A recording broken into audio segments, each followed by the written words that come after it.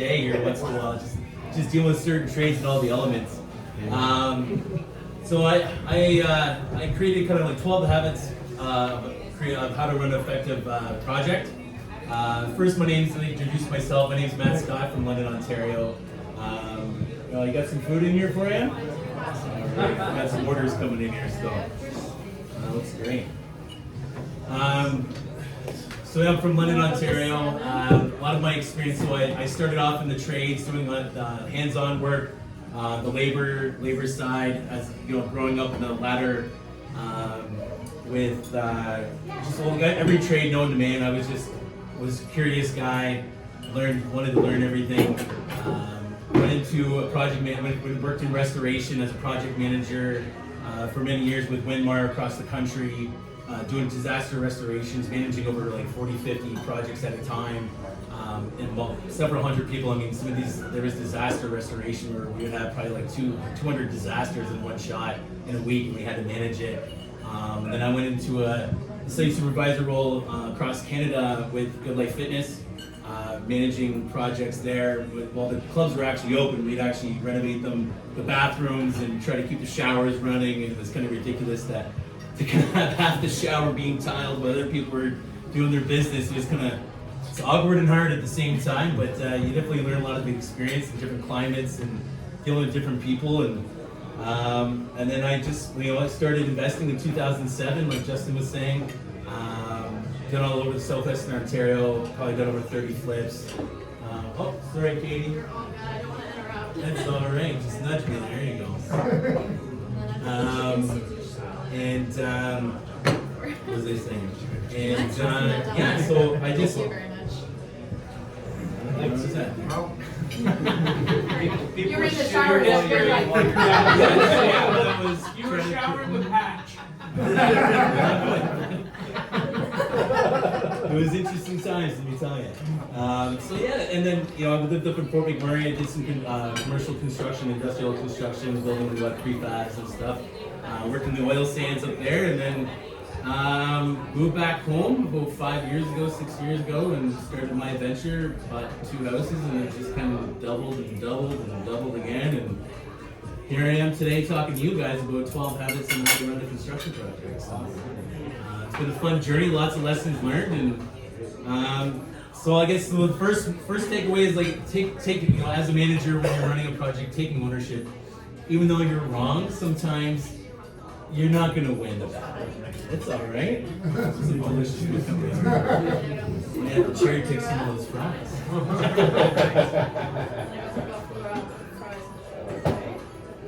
Thank you, Katie. It's all right. It's all right. Taking ownership, it's like, it doesn't matter how right or wrong you are. Like a lot of these guys you're dealing with in the sub trades, like you're not going to win the battle. Sometimes just being the bigger person is just saying, you know what, you're right, even though you're not. I'm not just saying this in your back of your head. You're right, but ultimately you're wrong. You're going to get that much further. Number 2, setting high standards right out the hop. And this comes down to, and it comes another one of the contracts, and setting like a quality standard right out the hop. Monkey see, monkey do. If you like, oh, I don't give a shit, I'm like, whatever, just copy, paint, make it look whatever. Like they're gonna take that for the rest of the project or the life of the time. Like you gotta set the standards right away, because it's you can easily drop your standards, but to raise your standards, super hard. And it's when you're dealing with a project, especially a flip. I always think of the end user, because homeowners are stupid. Like, they know what they're looking at, especially in the market nowadays. On an uptrend, it was like whatever, slap some paint on that baby, and let her go. Who cares? Maybe just list it. Who cares? But now people are looking at they're looking at the quality of the product, what products you're putting in here, how is the work done. Like it's a little bit harder to sell. I mean, at least in my last couple of months, I've realized it's a little bit harder to sell. Proper planning and execution. Coming in with a proper plan is everything. If you can have everything written down, come on down, the price is right here. Proper planning and execution of the project. Having all the information, doing your proper inspections, having everything like in the selections and out to the T is super important. Just for the fact that it's time is money, and if you can have something written in stone, selections printed out on an Excel spreadsheet ready to go, it's just so much clearer for the contractor because it avoids questions. Every time you get a question back is a time waste. So I like to have everything written down, clear as day. I spend most of my time on the planning, to be honest with you. It's probably like 50% or 60% of my time. And then people don't believe me, but once you have it all planned out, ready to go, everything's downhill. Because you're not changing anything, you're not doing anything. Sure, there's going to be surprises, but proper planning is, there's an acronym, I met an Army guy, it was prior preparation prevents piss poor performance.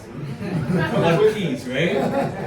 So, due diligence in trades, just making sure you know who you're dealing with.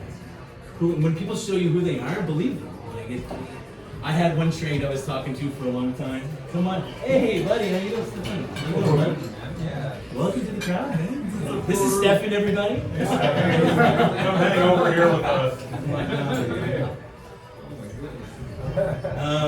Due diligence on trades, that's very important. I know that we're always so eager to get the projects done and get it going and keep it flowing, but to be honest with you, when someone shows you who they are, for an example, I was interviewing this trade for a couple months and I just wasn't ready to use them. And I did a walkthrough. I was going to obtain this house and I was doing a walkthrough with him and he was bitching about this. Oh, I'm working too much, complaining about that. And I'm like, I haven't even started a project. You're complaining already.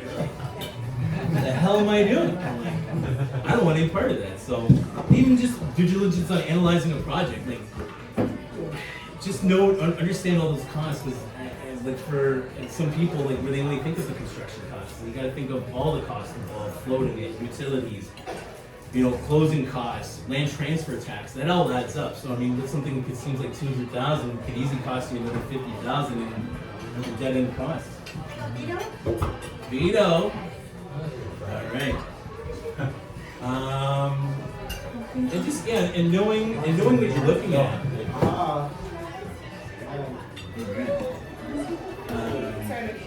Full house tonight.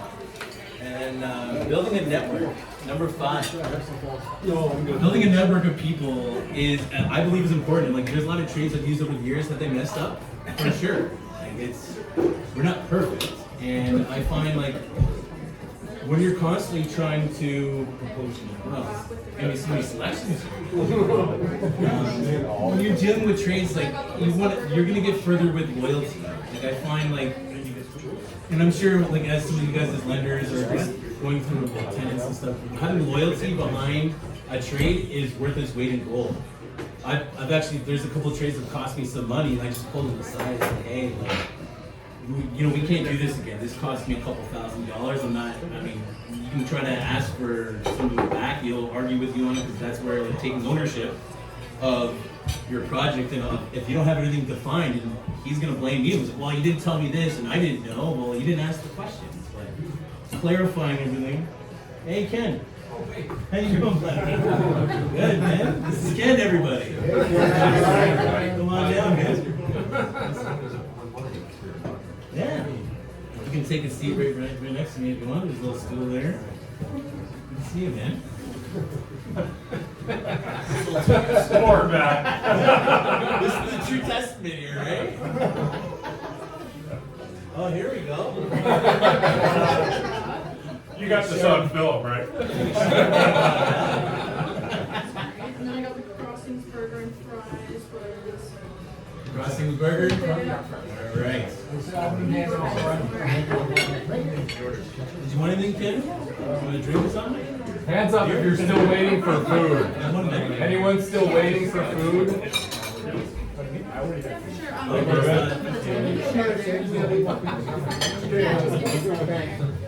I'm good. You got it. Perfect. Thank you. Hey, Ken. Can I get a dessert menu?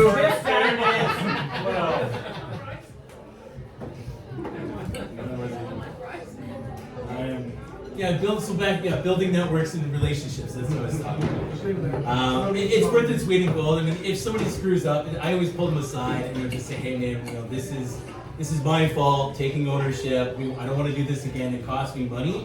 To be honest with you, that you're gonna get further ahead. And there's so many times I've proved myself right where like I've used the same plumber and electrician HVAC for the last 4 years, and I tell you, when I need something and it's like last minute, like a project in the summer, right?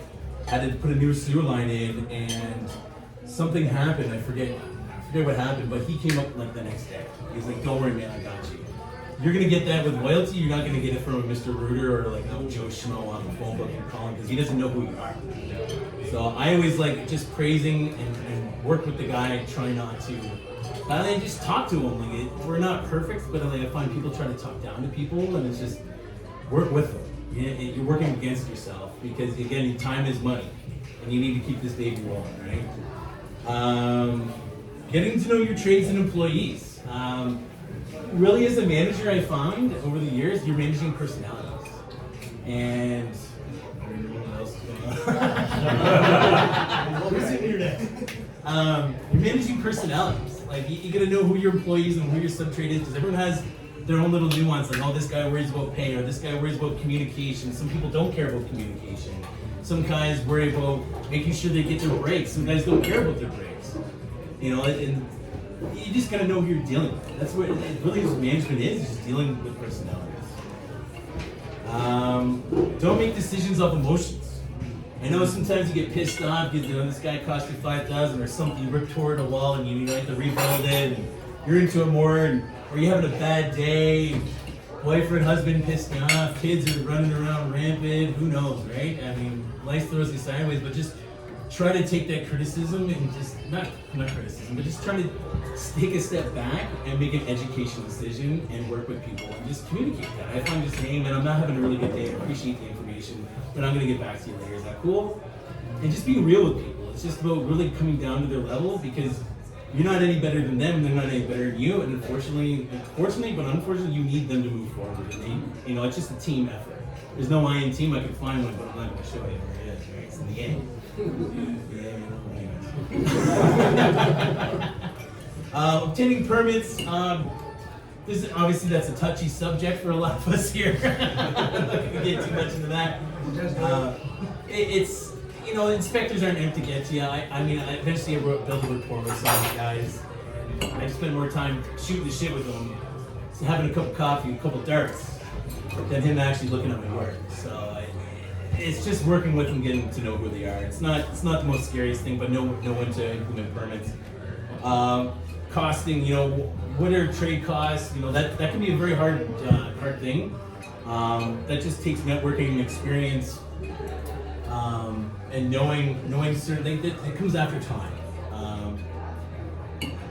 But that's a tough one to talk about. But costing is, you just gotta really know your pricing. That comes after a couple times, and that's what comes back down to networking. Like you network with your plumber or your Home Depot guy, or like this room, for instance, right? Like there's so many times you can come in here with a question about contracting and get the answer.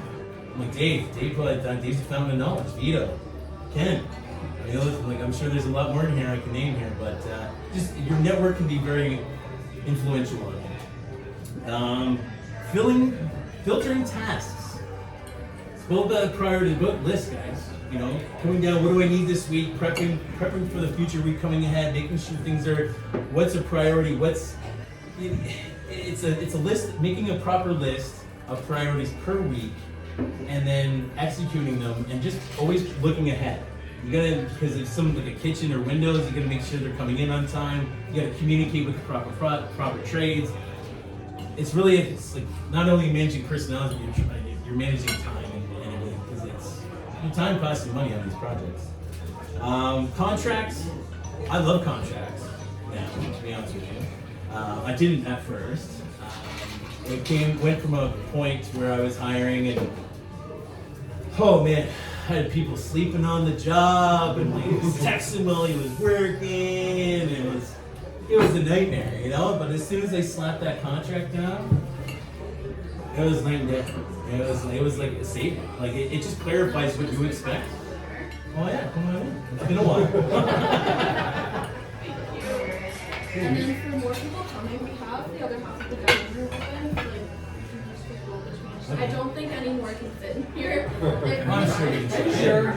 Napkins, yeah, of course. I mean, if you really want to get cozy, then go for it. Everybody share a chair. Yeah, I can. Food presentation. Sure. Okay. Don't worry about the two Is there presentation. beer? Right, Is there? that's stuff. Okay. But maybe you can't. Un momento, por favor. ¿Cómo está? And then contract, like, that's what it is. And contracts just define everything. That's setting your standard high too, right? I Are you mean, saying specifically contracts with the trades? Or- trades and employees. Okay. Because even it's comes down to timing. Like if they don't fulfill, like I had a project in the summer, he was behind so many weeks and he was telling me excuses, and What do you do? it ended up costing me $10,000. I'm like, yeah, what do you want to tell you? Like, you can't. You didn't fulfill your project schedule and your plan. Like you didn't execute properly, and it cost me money. So it's just setting a clear balance, but it's also working with him too, right? I mean, it's to keep the communication up and keep them moving forward because he needs to know where you stand. Like time is money in this industry, and I'm flipping and investing, and it just sets a standard, and they know you're professional, and also helps out. I don't know about you guys, but I dealt with newer trades too, where you're dealing with newer trades. So having a contract makes them more comfortable about payments, because everyone's. It's the first thing I know about every trade I call. They always worry about trade money. It's like the unseen thing or unheard thing. I'll be careful in the hand talk. What do you do if they don't meet their end of the contract and Yeah. fall behind because of that? Exactly. And they gotta know they're all responsible. It's just clarifying. Right? So, Setting expectations. So if they don't make it, you follow what the contract says. If they don't yeah. make it, Yeah. If they're paid hourly and then that Exactly. And it's a give and take though. Like you can talk to him, negotiate, and just see where he's at, how far he's behind. Like this guy was like 2 months behind.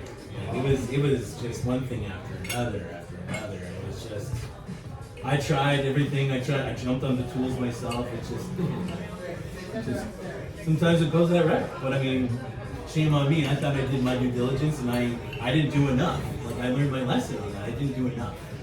Because I was just taking my friends that I'd known for 14 years tell me because we went to high school and do it, right? But I mean, that's what you gotta dig deep, man, sometimes. And if you don't feel good, just listen to your gut, right? I mean, it can make you or break it. Like, and especially during these times when budgets are tight and timelines are tight and time is now literally money. You're not printing it with months like it was last 3 years. So, that's why I like number 12. I've got a lot of mentorship in the past. Just learning from a lot of people's lessons learned is really helpful, just to kind of guide you along the process, whether you're a beginner or a seasoned investor. It's something to grow upon. And you learn faster. And you learn from other people's mistakes. I mean, school's expensive when we get older. So it can be fun or not fun, but anyways, that's my speech. And I do have a construction manager project mastery course that I'm doing. It's a blueprint. It's a set of courses that walks through the whole process from A to Z, quoting, estimating, due diligence, how to fully run a project. If any of you guys are interested in hearing more, I'm here all night. I'm not going anywhere. I'm not running out the door after this. But anyways, Do you use software? it's on Buddy Boss. It's like Kajabi. Okay. But are you talking about project management software? Yeah, just for everything, for quoting, for keeping the job on track, for sort of analyzing every week. I do. Yeah, I had created my own spreadsheets and work platforms and stuff. I have my own organizational platform that I use to keep things on track. So I do show people that how to do that. The software is expensive. Some of the stuff I've tried is not. It was more for builders. If you're building something from scratch, awesome, but it was not really tailored to a flip so there's other ways I found that was a lot more effective and cheaper to keep track of. Mikey? So let's say you have a gentleman and you're paying an hour, okay? Yeah. So one of those gentlemen is $25 an hour cash, probably on welfare, right? And you notice that he's starting to start things and not finish them to make it look like they're done. but he's not really finishing The anything. old famous word, I'm done. Right? Well, let's see how done you really are. And this guy knows all about it, don't you? I'm sure everybody does here. What do you do in that circumstance? What do you suggest? First of all, I don't know, man. $25 an hour cash is tough. I mean, He's basically an employee at that point. yeah, he's an employee. Make sure you get your tax or his receipt, proper, SIN number and everything. You can pay him cash. But if he's not, I would pull him aside, talk to him. Like, it just comes down to relationship building. Say, hey, man, like, I noticed I'll give you some tasks. And knowing your employee, what's his strength and what's his weaknesses. Because, like, even guys that say, oh, I can do everything. Well, I know you can do everything, but how well can you do everything? Are you good at just tile or drywell? Or are you just good at painting? Like, what is your niche? That's why, like, I ask people specifically, what do you like to do? I know you can do it all, but what do you like to do? Like, if you ask me and you say, I like tiling, flooring, and trim. I can do everything else, but that's my 3 bread and butter. I would just sit down with him, talk to him, say, hey man, I've been noticing the quality. It's like sandwich, positive, negative, positive. You're doing a great job, appreciate it, but there's some things that I'm questioning about quality, and point it out to him and say we need to work on this stuff. We need to get better. Like, I just can't have this, and try to work with him and talk to him. If he doesn't get better, then unfortunately it's not your guy. There's many times where I've changed trades in the middle of a job. That's where like my network comes in. That's where I know I have guys in my Rolodex of guys that if something does go wrong, and I've had my wits end with them, and I'm like, dude, this just isn't working out. And I'm willing to cut the ties, and I have that guy coming in like a week later. So I'm constantly just calling, like I see it going south, I'm just keeping him, hey, what's your schedule like? I need help. And that's where your network comes in. So you know what? There's just timing. There's so many moving parts like, to kind of really master. Thank you. Yeah. I find with the projects that I do, I like to keep a very organized site. Because when the trades guys come in, if they see that the owner of the project cares, and is keeping a well-organized site, then I find that you get more out of them. Because if they walk into a disaster, they're not going to want to be there. And to add to that, or your comment, when a guy tells me he's good at everything, he'll never work for me. Yeah. Exactly. I mean, if you tell me you're a tile guy, great, you're a tile guy. But you can't be an electrician and a plumber. No way. I deal with, you gotta be good. Just tell me what you're good at, and you'll find out soon enough if you are. But I like to stick, here's my tile guy, this guy's my plumber, this guy's my electrician, this guy's my painter. If he's a master of everything, then there's no way he's good at anything. That's my philosophy. No, it's true. It's very true. Like, like I've had so many guys, well, I can do it all. I'm like, well, I know you can do it all, but what are you really good at? I used to have gut guys Yeah. too. And it's setting your standard too. Like, it's setting a job site up, that making sure there's some instances, some houses where I've done mustard, like fire drills. It's like, okay, guys, here's the first aid kit. If something goes wrong, you're going over here. This is the fire. And you just have a nice little safety station. You set up your job properly. So you say you spoke about like these guys at $25 an hour. When I hear a guy tell me I can do that for $25 an hour versus hiring a company to do a full gut on a house, and he says to me, you know what, $7,000. I'm here 1 week. It'll be ready to go when I'm done. We'll take everything away. He's cheaper than the guy at $25 an hour. Yeah. Because the guy at $25 an hour is probably gonna take a lot longer. Oh, he's never going to meet the deadline, but the guy at $7,000, he's up against the clock. Yeah. He's going to lose money His time if is he's money. there longer than that. But that's what he specializes in, and he knows if he's Yeah, taking down that's why I like one fixed wall. prices, because Right? the faster they work, So the more money they I make. used to bring in versus hourly. 2 or 3 guys Yeah. to do the gut, but now even if the guy that owns that company that manages that gut, he's taking accountability. He's not doing any physical work himself, but he's managing his guys, and he knows exactly what to do next and why. So I like that also. Travis? Yes, so the gentleman here is a very interesting point that I love, which you mentioned earlier, of course, in terms of someone that, defined, I can do it all, right? But I mean, it's very, for me personally, because I got introduced to the rental business back in 2017. And I've learned my way up to this point where, I fit myself in that category. As I was even explaining to the gentleman, I can help myself and do it. Well, yeah, you did. For now. So, I mean, could you help me in a sense then, like, because I naturally can, visualize, because I'm good with creative visualization, right? Not everybody is though. I know. I Everybody agree. is. So for me, I picked up a property last year around June, right? It was an old house. When I say old, wallpaper everywhere, from floor to ceiling, right? A couple layers too, isn't it? Oh my God. Right? So, I mean, I went in, I saw the vision, and right now, I mean, it looks like a brand new house, right? And I mean, I know it's been spoken so many times, you can't do it all and be good at it all, basically, right? So, I mean, I would like to be comfortable in doing something that I'm really good at, I mean, I'm a property manager, right? And I mean, getting things done on time, doing it right, it's my key because, as you said, time is money, right? It's the worker mentality too you're dealing with. They just want to collect a paycheck. They want to get out. They really don't care what it looks like. Right. They're just there for a check. Right. Some of these guys, I mean, so you get the good ones that are around for a long time. I mean, I was at one point rotating through guys every 3 weeks. There was nothing that I was doing. They just didn't care. The vision is hard. The vision is very, very hard. Not everybody has it. But you pay for that too, right? I mean, to get that guy with the vision, you're paying for him. Like, I was paying my guys $35 an hour, and they were worth it. Like, I didn't have to do nothing. Like, they knew exactly what I wanted, and they organized. They kept the job site clean.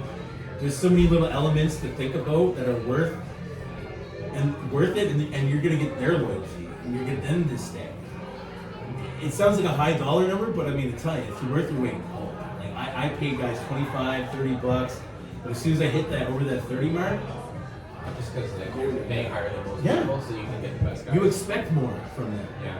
And they know that, and setting that precedence right off the top. It's like you're setting your standard, and you're not backing down because you know what you want, and you're willing to pay for it, but you expect them to cough up and do the same thing. I've hired people at that rate and they suck too. So. Yeah, that's the way the world great, right? They're all gonna bullshit, man. Let's say it this way. They're all gonna tell you, like, oh, I can do that. I'm like, okay, well, let's see how I'm gonna start them off at 35. I'm giving them an incentive. Like, hey, man, I'll start you off at 26, 27, 25. You proved to me after a couple of jobs, like, and for me, I can tell right off the top. I'm sure, like, everybody, like, the guys, you tell within like a week or in a day. It's in their setup and how their tools are, and how clean they are. You just know, like, you can tell right at the hop for some people, but sometimes you may never know. Like, guys start strong and then they just flake out and you find they're drunk and can't hold the job, you know? I once paid a guy $500 to do a bathroom. $500. That's why I pay $500 My for my house. wife has never let me forget it. It cost me $3,000 and a month of lost rent to have the guys come in and fix the bathroom. Imagine. Yeah. That was one hell of a bathroom. Oh, it was terrible. I was new. We've all been there though. Yeah.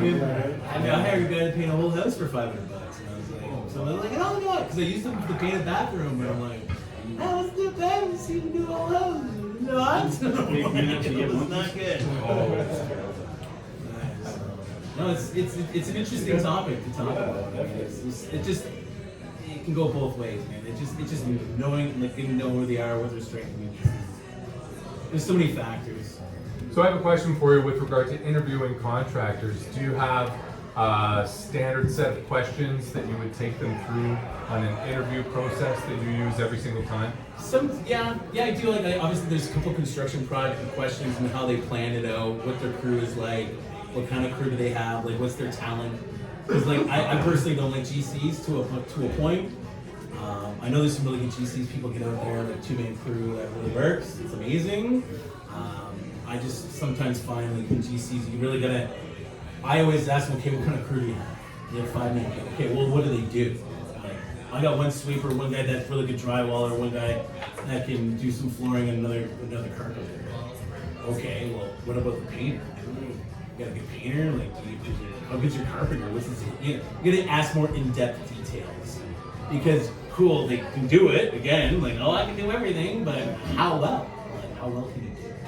And then even go see a job. Like, I've seen a job and just call their references. I would just dig in deep. Sometimes it may sugarcoat it. I mean, let's face it, when you get an attendant, the attendant comes in all nicely, pretty, dressed up, and she gives you everything what you want to hear, and you sign the dotted line, and you find out she's like the worst thing ever in a month, right? So, yeah, no, it's just, you're going to ask them what the experience is. I would just dive in a little bit deeper. Like, really, how many years experience? I've talked to somebody who goes, well, I'm an electrician. How many years? 4, 5? You just got your license. How well do you really know electricity? Like, cool, you put plugs in and run wire, but you want more experience. Thank you. Yeah, well, so how do you, because I find this all the time, you hire people, everyone says they're amazing, they're the best, they can do all that, they all want to come together. How do you start off low and give them raises, or how do you determine the bullshitter from the legit people? Show me, or just do it like, you can, if you're super dope. I was at a point helping people out, like getting out of jail and giving second chances, or hiring lower end people. So it didn't work out, man.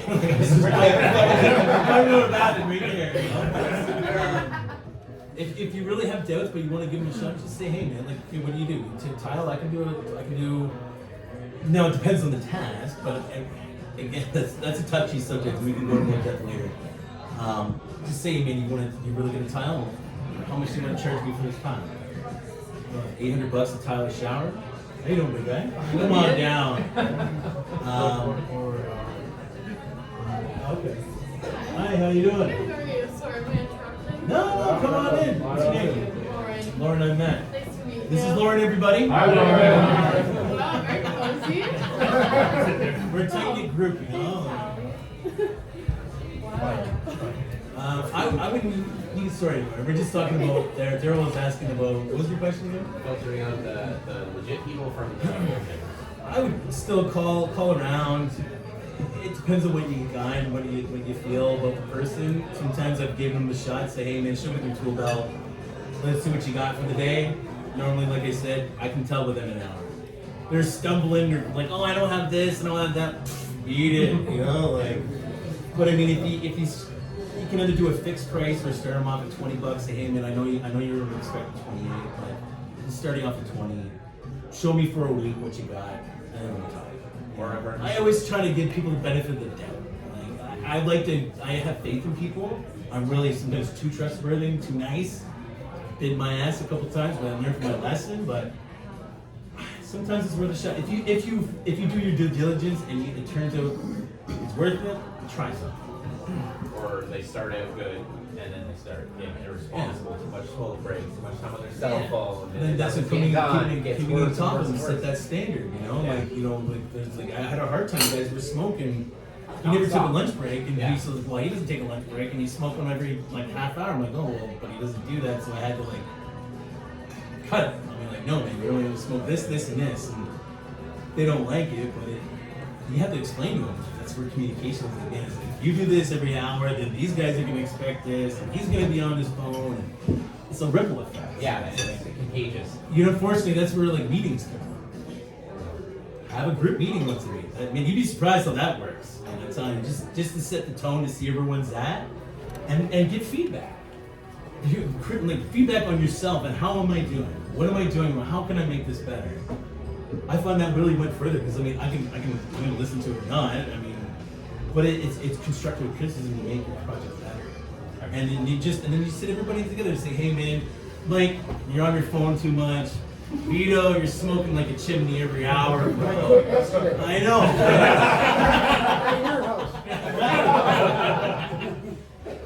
But it's collectively as a group, make them feel like a team.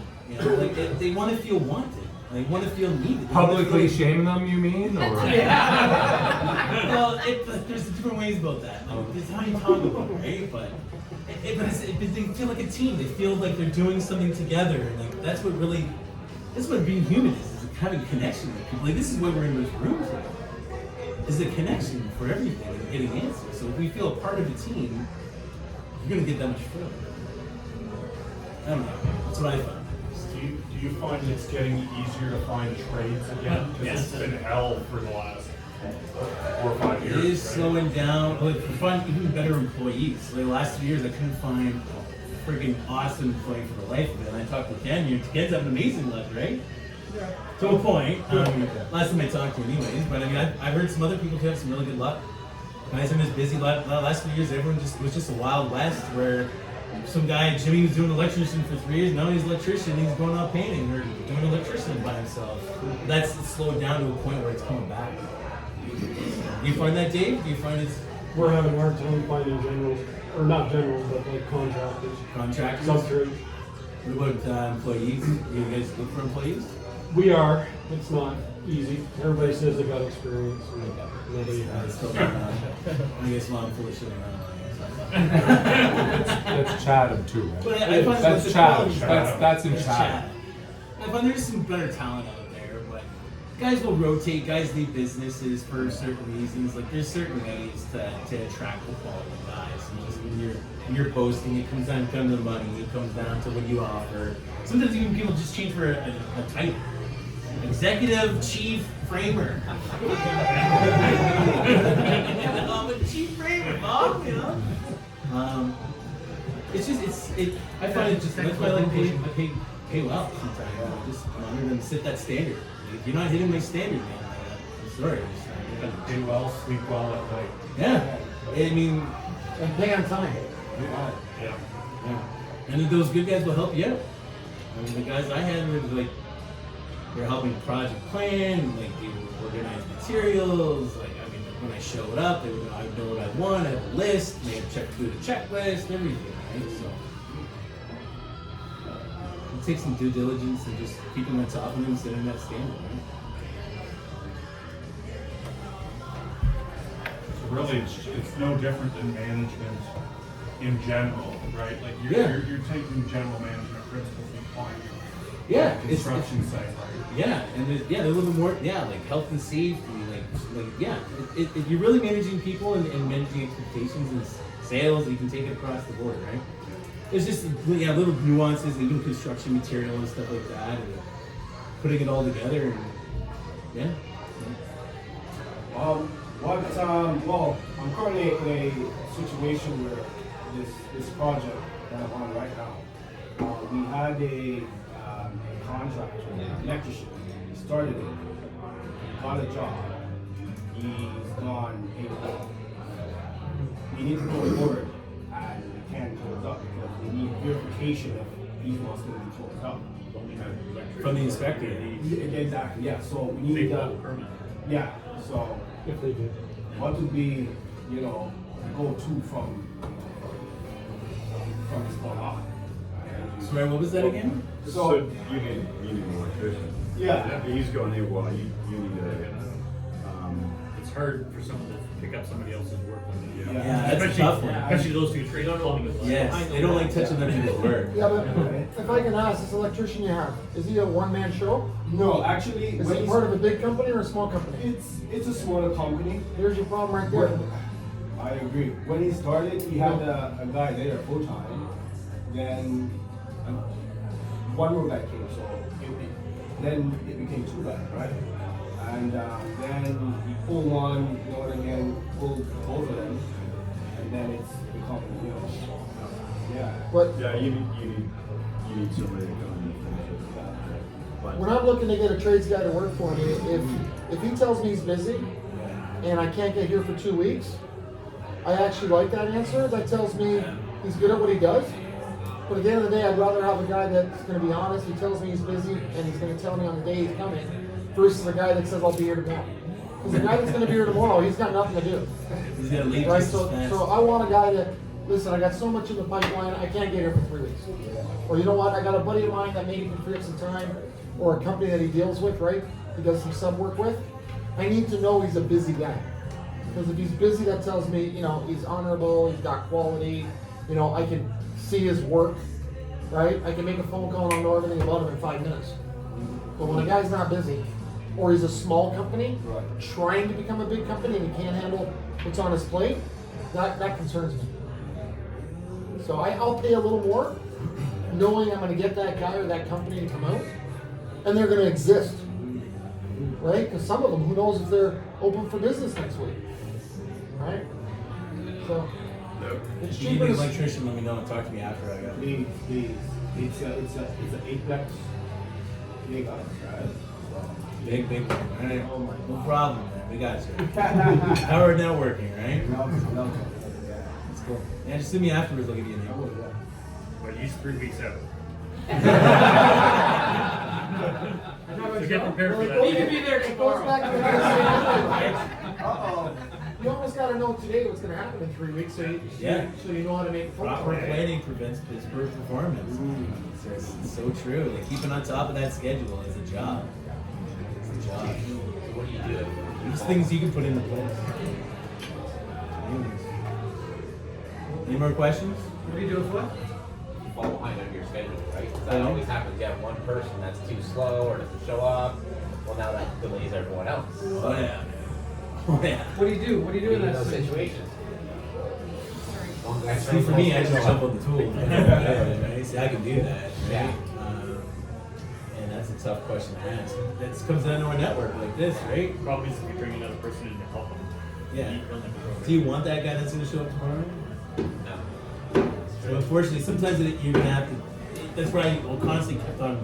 I would have like, depending on what I'm doing with a project, I always call people. Even the guy that didn't get it or isn't doing it, I always call me next guy. What are you doing? Hey man, this guy's falling behind. I'm not too sure about him, but like, what's your availability? That's why I'm in communication with all my other past subtrades is kept up, and even I hired an on-staff guy to kind of fill in. Fill in. Just have like a filler It's hard to guy for answer that question. I don't know. What do you guys? What do you two think? Like, We always schedule for longer time frames anyways. yeah. So yeah. So More you're time, talking more more money. times, right? You know, if somebody says they're 3 weeks, you allow 3.5, just in case he doesn't show up one day. Or, Yeah. Yeah. So that's when you're investing and you're flipping, you're on a fucking you're stressed, you're smoking that cigarette, man. Like, you're hacking right down the filter. Right? But you're building a team. You're building a team. And you know, like, if you got access to 3 electricians or 3 plumbing companies or 3 framers, All of them. you know, it's good to know more than one, right? I had a Rolodex of guys. And I would take them out for lunch, shoot the shit with them, call them up, how you doing? And I tell you, when I needed something in that situation, I've done it. 90% of our jobs have And that's budgeting properly though too, right? Like that's budgeting for like contingency of your lifetime, right? So like you run this perfect number, well, if it runs perfect, I make X. So then like, you know, you gotta accommodate for a contingency for losses. So, that's why some of these deals are super tight and I don't touch it because it's just like Too many in the variables. perfect world, amazing, like cool, I'm making 40 grand, but it can go down to 20 quite fast. Well, I will close this off here by saying thanks again for everyone coming out. You don't have to go anywhere. There's dessert, there's networking, there's more questions that you probably want to ask Matt. I can share from personal experience in selling a handful of properties that Matt has done. He's taken absolute piece of shit properties that I've wanted to run from and turn them into the talk of the town. So he definitely knows what he's doing. Thanks, Matt, for coming out and sharing some time. Thank you for having me. Just tail in there again once more as well, sorry. Sorry everybody for this being so crowded here. Justin kind of overdid a good job. You know, but to tie in with what Matt was saying, this group's been going on for almost 10 years now. It's waxed and waned, and the key part of people like Dave and Weibel, wherever he is, that have been coming out to this is you build relationships, right? So we're gonna try to keep these going the last Wednesday of every month. And it would help me if I know, and you know, between the Evite that Justin has and the Facebook group, knowing how many people are actually going to come on a regular basis so we can book the bigger room upstairs, right? So, Is this where it's going to be? Because it used to be downtown. yeah, I love the room downtown, but parking and the downtown I got you. kind of sucks. So we tried Diverna for a couple meetings and it wasn't an appropriate space. This one's better when you have 15, 20 people. But what do we have here today? 30 plus? You know, we could go upstairs if it wasn't booked. So But you know, restaurants get nasty if you book their 30-person room and 6 people show up. I've done it. Yeah, it sucks, right? For looking at you. So anyways, like I said, if you can let people know, Justin or the Facebook group, it would really help us. Last Wednesday of the month is going to be the goal. And there may not always be a speaker. Sometimes it's just casual meetup for dinner and drinks. Sometimes it's something more formal with a speaker. So we've investigated many different venues. Even Matt spent some time trying to find other venues. By a show of hands, if there was a ticket price of say $60 or $70, but it included dinner, possibly a speaker, and a comedy show, by a show of hands, how many people would go to something like that? I'm the act, by the way. Sorry, keep them up for a minute, keep them up. We got, yeah, so for example, if we go to a pub like the Mockingbird, they want us to book the room, which costs money. They want us to have a minimum spend, which costs money. And then the Yuck Yuck tickets are another 30 or 35 bucks a head. So we're looking at doing something like that for fun. There may not be a speaker. It might be the 9:30 show, so it might be meet at 7:30 or 8:30 and network and have drinks for an hour, and then maybe a charcuterie board or something to snack on with the comedy show. So we're going to be doing some stuff like that. There's some other mastermind things in the works. Likely a property management meetup coming down the pipeline as well. So yeah, thanks again everyone for coming. We appreciate it. Thank you, Justin. Yeah, my pleasure. It was a good time. No, she didn't.